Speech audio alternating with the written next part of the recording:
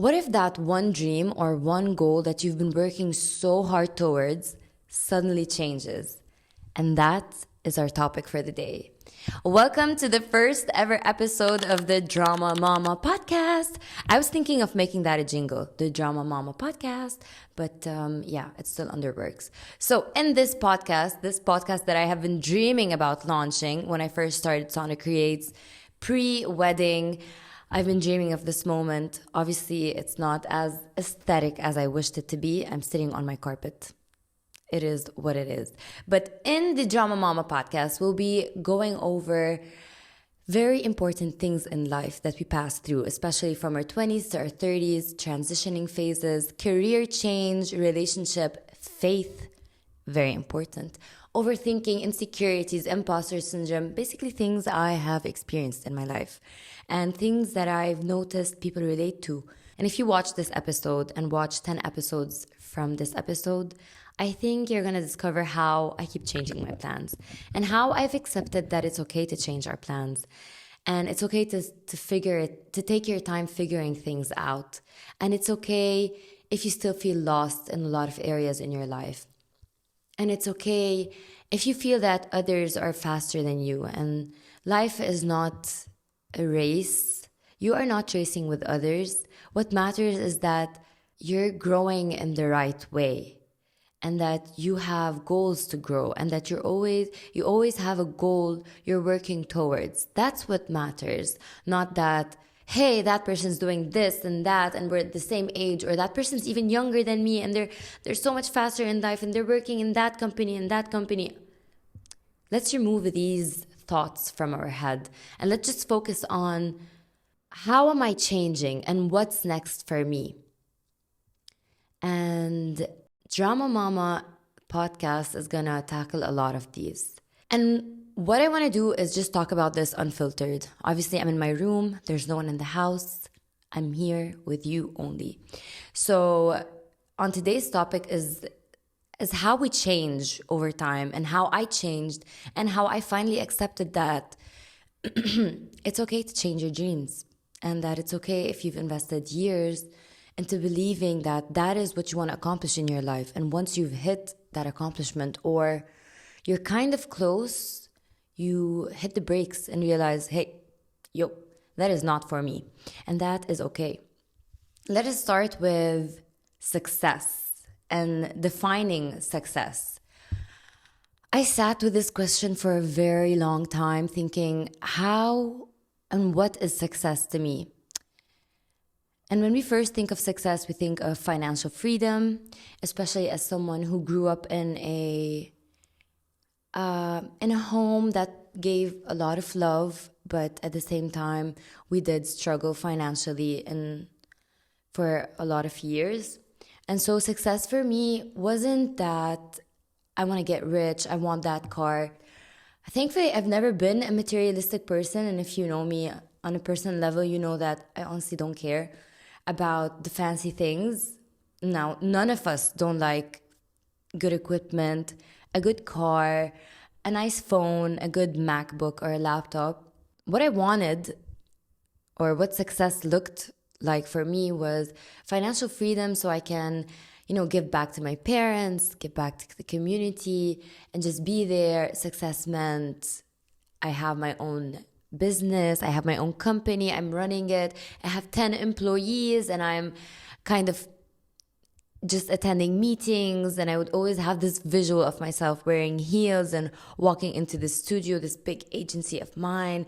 I'm wearing this white blazer and I just make my coffee in the morning, even though I don't drink coffee in the morning. So I always imagined myself as a very successful person, and I knew that at the very start, I didn't know that if I was going to succeed in the design world. I just knew that I was going to succeed in life and do well, because I know that any person in the room is willing to work 9-10 hours. I'm willing to work 14 and 15. And so I always knew this about myself, even though with all the insecurities and all the imposter syndrome, I thought, hey, maybe it's just a phase that I think I'm might be good at this and then it's gonna die. But no, it actually stuck with me, and it made me a workaholic. which is not the best thing ever. So, yeah, ever since I was 18, 19, I got my first job. And honestly, I kept telling my dad at the age of 16, 17, that's when I wanted the first job. And I was like, hey, why can't I work as a waitress? Why can't I do this? Why can't I go and do hostessing? And obviously, he would allow for some hostessing jobs, but he would be very concerned with like an environment that we'd be mixed up in. And working as a waitress, now that I grew up and kind of knew, you might be harassed, someone might say something bad to you. And so we were very sheltered. My sister and I have a twin sister, I have an older brother, 7 years older than me. But my sister and I were very sheltered from the world, very innocent, which I appreciate, obviously. So, but yeah, I wanted to work at the age of 16, 17. I knew I wanted to make my own money. I just knew it. I just didn't want to.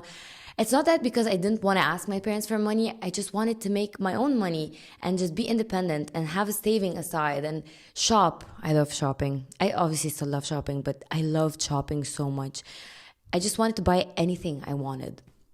And I think that comes from like, it's rooted in me because maybe when I was younger, I wanted some stuff and we couldn't afford it, which is normal. I mean, it's okay. It's not like I had the worst childhood ever. I had an amazing childhood. But at the age of 19, I got my first job, which is designing in a chocolate place that does not only chocolate place, but like they do events for weddings and engagements, and they do designs and prints on the chocolates, and we get to go and do the setup in real life. So I lasted there, I think, not more than 6 months. And that was the most toxic. It was the most toxic experience I've ever had in my life. But, and we're going to talk about this later. I think I'm going to have another podcast episode. I'm still new to this whole podcasting thing, but I'm going to have a new podcast episode about toxic work, how to deal with it, the healing process from it that took a while. I was working in that chocolate place for 6 months, didn't last longer. And then I wasn't like, I finished my first year master's in advertising and graphic and visual graphics.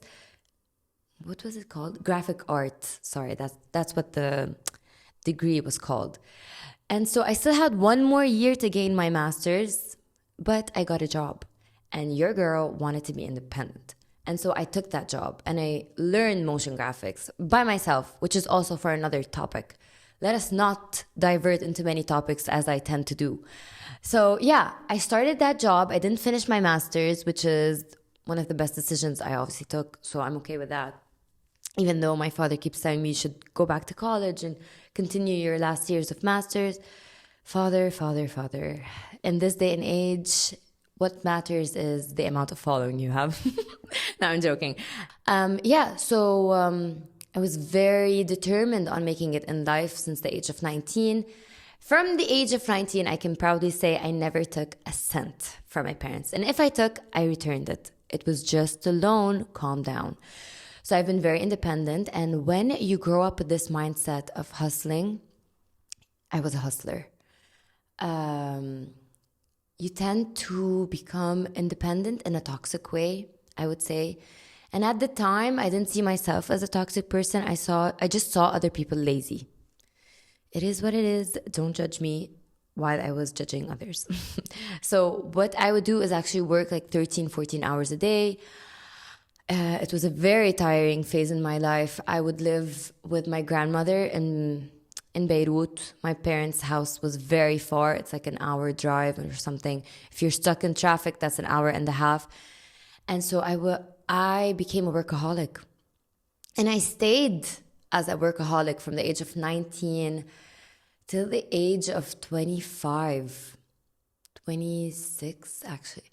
I mean, I think last year was the first year where I took a chill pill.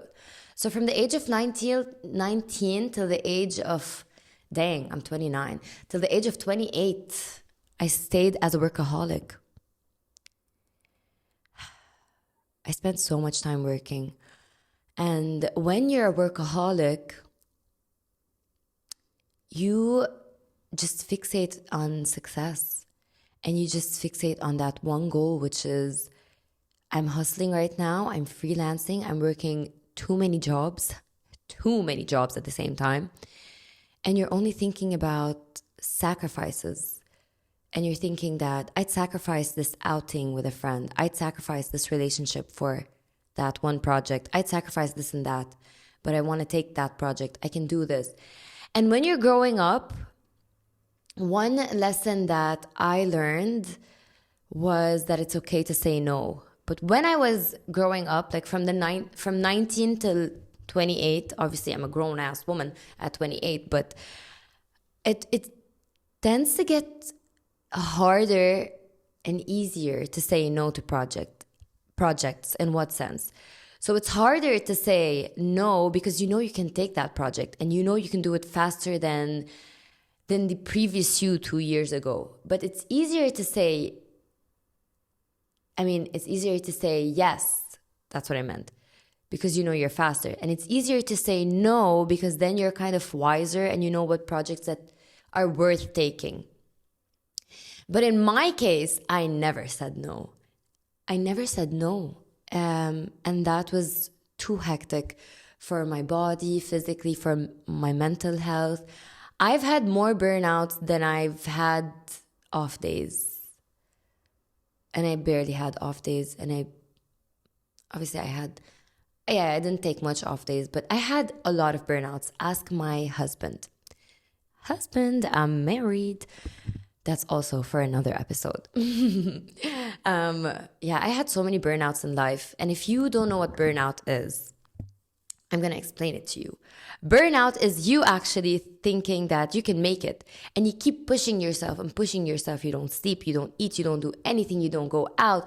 You can be doing all of these. You can go out and everything, but you're just too focused on finishing this one thing, or you have this overwhelming project. You're so stressed all the time. My burnout would be like a month or 2 months. I don't think I lasted more than 2 months until I had a burnout.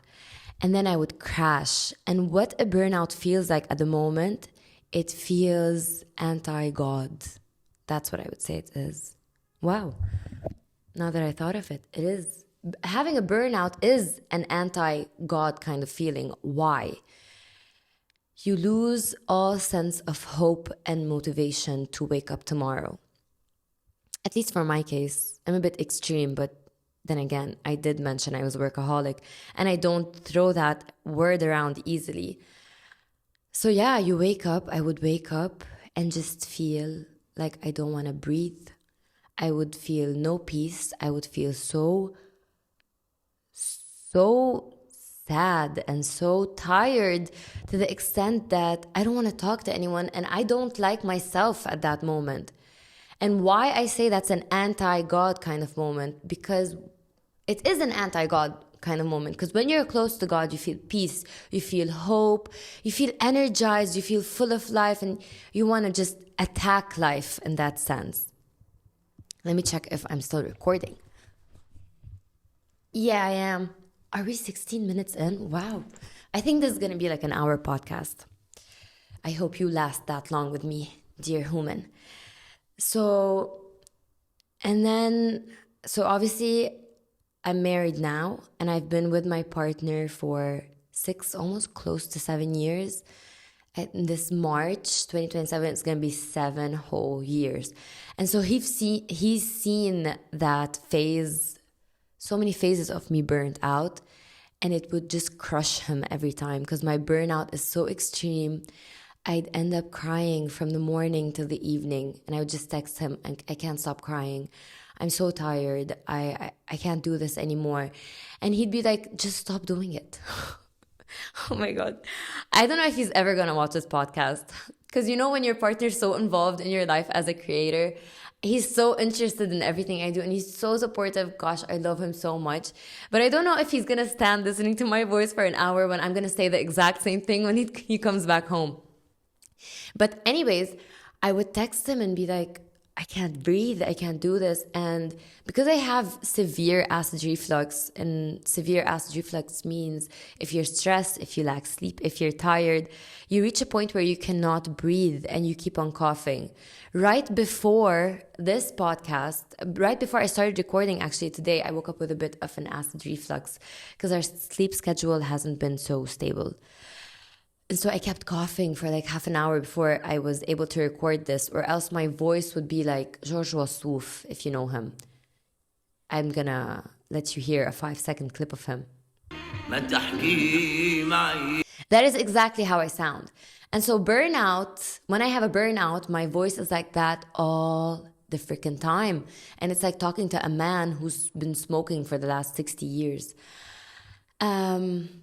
Yeah, I've dealt with a lot of burnouts. One terrible burnout was so extreme that my acid reflux burned my throat completely. Almost like, I don't want to use this word, but kind of like paralyzed my body. I couldn't move. My bones hurt. Everything hurt. That my uncle, because I was living with my grandmother at the time and my uncle was visiting, my uncle had to like carry me. I was still in the university, and also I was drinking a lot of caffeine. He would carry me. He carried me, poor thing. He carried me and took me to a pharmacy, and he's like, this girl cannot breathe. She cannot move. She cannot do anything. And then she asked me a couple of questions, and thank God that pharmacist was smart. And then she discovered that it's my acid reflux, and she just gave me these like Tums or something, antacids. And so, yeah, my burnout isn't like, I'm tired, I think I'm going to take like a 2-hour nap and then I'm going to recharge. No, my burnout is like a 2 day from hell. That's how my burnout is. And so when I say burnout, I don't say it lightly. And it's not something I enjoy talking about because it brings back horrible memories of when I felt that there was this black cloud above my head. And it was the worst feeling ever. So I don't enjoy talking about burnout a lot, she said as she spoke 10 minutes just about burnout.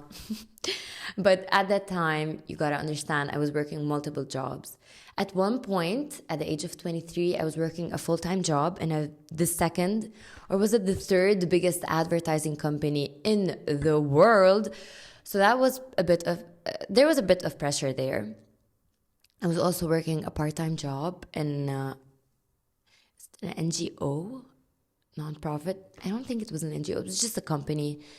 It was a startup. That's the word. It was a startup. I was a part-time motion designer and social media designer, like doing posts and stuff and presentations. And I was also freelancing motion design work. And that's when I started Sonic Creates as well. I would love to talk about how I started Sonic Creates. But I'm almost 20 minutes in this podcast and I just want to talk about how my dreams changed, and I don't want to let go of that topic. So because I overworked that much, and I don't know about you, when you overwork and you are a workaholic, your work becomes your identity. And that is very unfortunate because that is everything you think about, that is everything you dream about. You are not present at that moment. All you're thinking about is hitting that one goal that you've set from a very young age. And for you, when you hit that goal, that's when you made it in life, man. That's when you can rest, right? What every hardworking person wants at the end of the day is to accomplish their goals and then rest. But that wasn't the case for me because I'd hit a goal, like I want to make, let's say 3K a month or 2K a month. This is an example. And then I'd hit that goal and then I'd put a 5K goal. And then after the 5K, I'd put a 10K goal. And that's how it would be. Or it would be like, I would want to work with that client. And if I worked with that client, then I'm going to be happy. Then I'm going to take a 1 month break. Then I'd work with that client or I'd take a similar project. And what would happen? I'd put an even bigger goal. Now, is it wrong to be an ambitious person? Of course not. I love ambitious people, and that shows that you are a person who wants to grow in your life. But there is a difference between being an ambitious person and being a person who is toxically I don't know if that's a word, attached to work because it is now your identity. So I hate phone calls, and I'm going to tell you why I'm talking about this. And I have friends who know me so well that they know I'm obviously working from 9 till 10 p.m., 9 a.m. till 10 p.m., or even more. And so I hate phone calls, and so they're awesome, but they would text me and be like, can I call or you're working? Because they know if I'm working, then please do not disturb. Please do not call. And that is not a good trait. At first, I enjoyed that people would text me before they'd call me, but then I was like, who do you think you are, woman? Get off of your high horse and be a humble person. And if they want to call you, that's nice. They're thinking of you. Stop thinking that the world revolves around you and your work. And so, yeah, that is the difference between being an ambitious person and being a person way too attached to their work, that it's their everything. And with Sonder Creates, I hit so many goals where I would get clients, leads, and I would, thank God, I want to be very clear about one thing. I never spent a phase in my life where I didn't have freelance work. And I don't know how. It's not like I know a lot of people. But I would always, God would always send clients to me. But with Sonder Creates, he sent so much that I would have inquiries every 2 days, I would say. And I would work and I would make money, but then what? And when I first started my relationship with George, before that, I also want to talk about relationships. That it's a bit personal, but I think it's important, especially when it becomes God-centered. And when you first start talking to someone and you like them, not only love them, you like them. Like, I like my husband. I have a crush on him 24/7, which is a butterfly feeling that I hope never dies. And I think we should always pray on this. I didn't want to have kids till the age of 35, 40. And I just, okay, I know that at the age of 40, it's kind of difficult.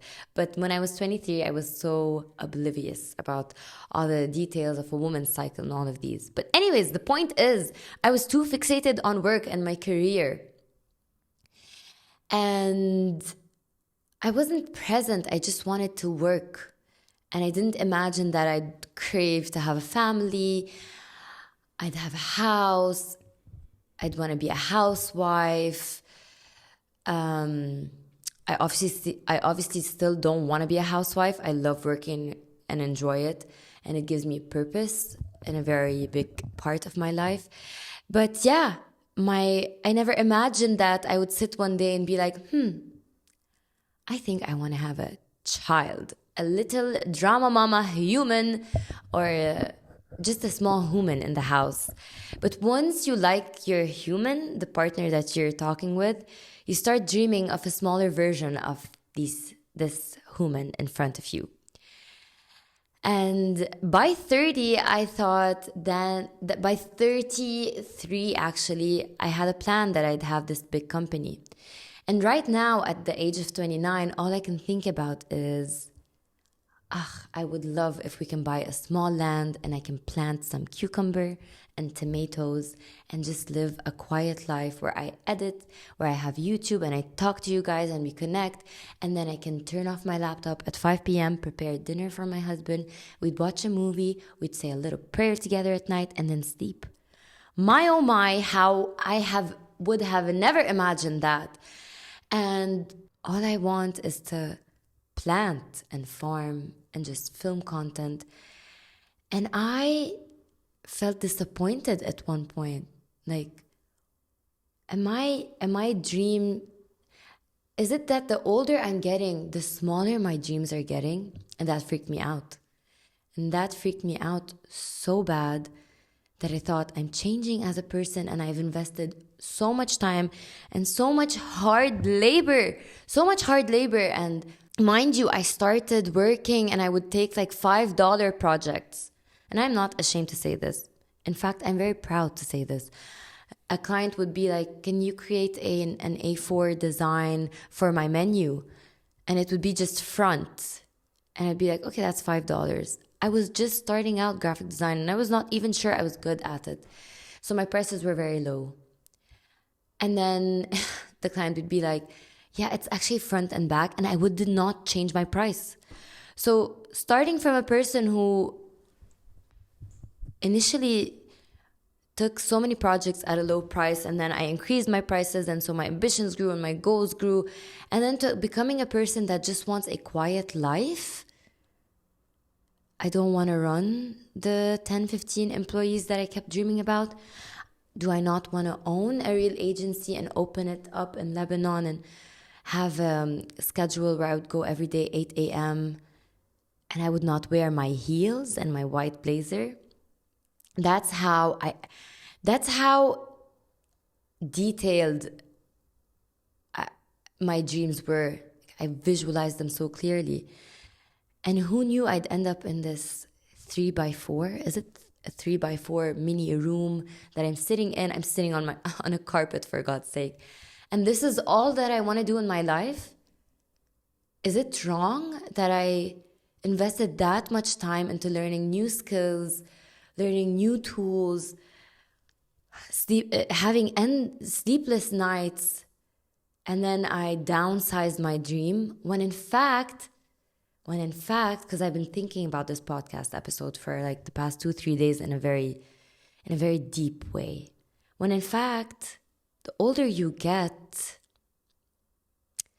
the more you realize that if you work just the right amount of hours and invest the right amount of time into your health, that's what success is.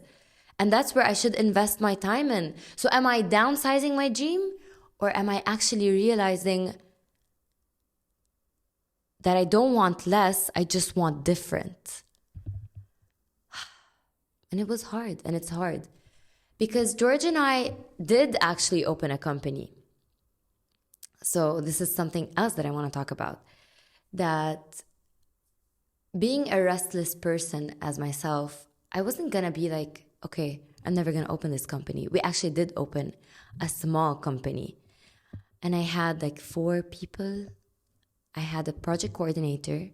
I had a designer. I had a website designer. I had myself, and George and I were working. George is responsible for all finances. And so we were a team of 4 or 5 people, and sometimes I would freelance for something. And I tried it and I didn't like it. So I actually hit that goal of starting my own thing, and I didn't like it. Now, to be fair, I didn't know how to manage it right, because it was before the wedding in like 4 months. And if you're planning your wedding, you just know. You cannot afford to divert your energy and attention into something else other than your wedding and your house. So I'm sitting right here, right now, thinking, and I get this question a lot. I was doing my nails 2 days ago, and then I met a girl in the salon where I was doing my nails, and she's like, what is your day-to-day like, and what do you do in your life? And that is a very tough question for me to answer, because when the creative studio was running, I would be like, I have a creative studio. And I was able to say that for like 3 months, started Jan. Yeah. And then after that, or before that, when every time someone would ask me, what are you doing in your life? And as a content creator, it's such a tough question to answer. What are you doing? And I'd be like, I'm creating content. And I get brand sponsorships. And I live by ads. And how do you explain that in one sentence?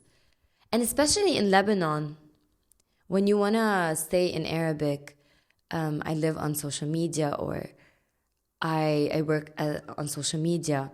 They either think that you dance on TikTok for a living, or that you just run a page, they actually think that I run pages for other people. And so right now, when someone asks me, what do you do for a living? It's going to go back to, I create content. In Arabic, I say, means very Arabic. صناعة محتوى. I don't even like to say it that way. But I did a plan this past week. So I got married July 4. It is August 17. It's been almost 2 months since I'm married. And we still don't have a routine in this house. And yeah, I thought to myself, I just need 1 week to settle into a house and put our stuff. And oh my God, the second week I can start filming my podcast and my episode. That is not true. That is a myth. My mom told me when the first week, when we first came back to Lebanon, after our honeymoon, I was like, Mom, I'm tired. The kitchen is taking so much time. And she told me, you need 2 months, 2 to 3 months to settle in and start having a routine. And I was like, woman, do you not know me? I'm fast. I'm good at what I do. But moms are always right. I always reach a conclusion where it's like, my mom is always right.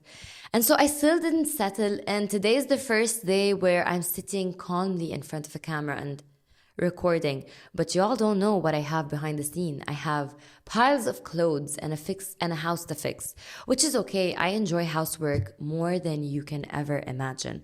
I enjoy doing a lot of things for the house. I enjoy cooking. I enjoy doing these things. But we still don't have a routine because every day someone comes over or we go over to someone's house. And we're at that age and phase in our life where most of our friends are getting married or got married. And we have neighbors at our age and friends and childhood friends of my husband. And so we go over and we sit in their house, or they come over and sit in our house. And so it's been a lot of fun. Every day has been a lot of fun. But because there are so many events, I still didn't have a routine. But I will share my plans with you. Because this drama mama over here, got up with a plan. So right now I have 2 accounts, the Sana Creates and the Sana Creates Mina. The Sana Creates is more international, and that's where most of the money comes in. I get brand sponsorships. I have not been smart about Sana Creates. I have a beautiful community of people who want to learn, and I have so much to give, and I still make YouTube videos or a course or a guide of the most frequent questions that I get. The first year of Sana Creates, the most question I kept getting, which is, how do I come up with a personal brand? And I think that is one of the most demanded questions that I get. And I still didn't create anything for that. And I didn't give back to this beautiful community, to you guys that want to know how to create your own personal brand that is more than fonts and colors and aesthetics. It's tone, it's messaging, it's much deeper than that. It's connecting to that person that you're talking with. It's sharing your pain points and that other person relating to your pain points and you connecting on your traumas and your victories and your goals. But there's so much I can do with Sana Creates, but I still didn't. So now I live on brand sponsorships from Sana Creates, from a international audience, more Western. And I have Sana Creates Mina that sits on 16,000 followers. In the past 4 days, I've gained 1 point something. And so now we're at 17.5K followers from Sana Creates Mina, which is not a number I take lightly. Sana Creates has 230,000 followers. Sana Creates Mina 17.5. Now, I've said this, and I will say this again, and I will mention it anywhere on my platforms because I know I'm going to go back to it. I bet by the end of 2026, Sana Creates Mina is going to have 100,000 followers. That is the number. I'm willing to risk it and put it live and not edit this shot of my video and publicly say Sana Creates Mina is going to reach 100K followers at the end of the year. I just have this prediction because there is a gap in the Arab world. I'm not saying there's a gap of designers. Most of the designers online in the Arab world are actually Egyptians. And they are so talented. You Egyptian people are so creative and so talented. I am amazed by you guys. But in Lebanon specifically, there is a lack of design community that holds all of these designers together. And so that is why I started Sonic Creates Mina. And that is how it gained 16,000 followers from the first 6 months. Sonic Creates Mina grew like crazy fast. And then I stopped it for like a year. Now I'm getting back at it. And can you see from the first video, I gained almost 2K followers, 1.7, 1.5, 1.7. And that says a lot. So these are my plans. My plan is, especially, oh my God, I have news. I became a Canva ambassador last week. So for the Sonic Creates Mina, I'm going to fixate a lot on Canva. And I'm going to work on having workshops in Lebanon. This is a little sneak peek. Oh my God, if you reached over 30 minutes of this podcast, you know exactly all my secrets and plans for the next months of 2026.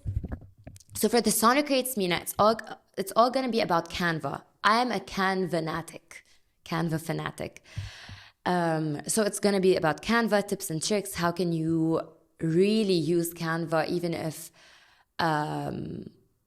use it to its max capabilities? Because I believe in this tool. I have always believed in this tool. I have been judged for using this tool. And a lot of people said, you're not a real designer if you use Canva. Well, I got 230,000 followers because of Canva. So I'm not saying I design my logos on Canva. There are some things that you leave to Adobe. And I have worked with Adobe a lot. So I also love Adobe. But Canva helped me reach my 230,000 followers by enabling me to design carousels faster. And the Sonic Creates is going to be about my precious little drama mama. And I'm also going to be, oh my God, if you honestly passed this point, you're going to know this before anyone else. I'm going to be introducing Drama Papa. So it's going to be Drama Mama and Drama Papa. And I'm going to have a series about them. It's going to be so cute. I have been designing Drama Papa before I got married. And I have a visual. I'm going to get my laptop. I'm going to get my iPad and show you. Okay, stay. Just 2 minutes. 1 minute. Actually, 20 seconds. My iPad is there.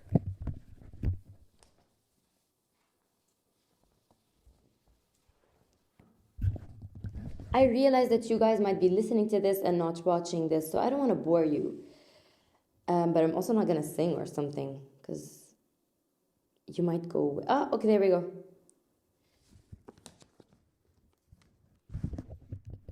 Can you see the potential? So this is Drama Papa, because George has curly hair. And Drama Mama and Drama Papa are so in love. And so I'm going to have a whole series. And my husband, if you know him, he has a mustache. And he loves his mustache. And all his friends know him, know that he loves his mustache. So I'm going to be introducing a new series of Drama Papa and Drama Mama. I mean, a lot of people follow me on both accounts. And I don't want to bore the heck out of them and post the same thing, just translate it. So it's going to be this or that. And it's going to be totally different content for both pages. So I encourage you both to follow me on both if you want. Because Sonic Creates Mina is going to be more lifestyle, connecting to my Lebanese audience and just being extremely unfiltered and being myself. And I mean, my plan is still going to change a lot. And I'm going to share how it evolves. And so I'm going to leave this episode with a very important question that I want you to ask yourself. And I want you to think of this question. If nobody was watching you right now, if at the end of the day you chose to do something, is it because someone was watching you? Is it because you want someone to be impressed by you? Or is it the life that you actually want? And if no one was watching you, what is the life that you actually want? And that's when you get to start knowing yourself. When you sit with yourself and ask the right question, which is, if I was not concerned with anyone's opinion, anyone, not my partner, not my parents, not my future self or the plans that I had for my future self, would I still be working towards this one goal? And is it the goal that you really want, like you want? And let that sit with you. And just remember that changing isn't the problem.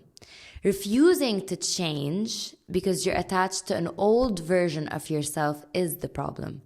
And that is something I'm taking time to overcome. And I think I've overcame that 80%, but I still have these feelings and these moments where I'm like, I work too hard. I think I should just give it one more shot and just try to see. But then am I gonna live with regret that I invested too much time in something I wasn't actually certain of anymore? So let's ask ourselves that question. God bless you. God bless your day. I hope that your heart is always filled with peace and that you choose the life that you want and you live the life that you want. And life can be tough, but you are also tough. So remember that. Life is tough, but you are also a very tough cookie. And in my next episode, I want you to suggest some things you might be interested in talking about. Let's talk. You can write it down in the comments. You can subscribe. You can hit that notify me button for the next episode. And you can just suggest things that we want to talk about. You want to talk about insecurities, imposter syndrome, when is the right time to quit? I think that might be a topic I want to discuss in the next episode. But then again, thank you for listening or watching the Drama Mama podcast. I don't know, guys, I might make this jingle. Or if you come up with a smarter, better jingle, then also tell me. Thank you for being here. I appreciate you. God bless you. See you in the next one. Or hear you in the next one. You hear me in the next one. I'm going to talk to you in the next one. Okay.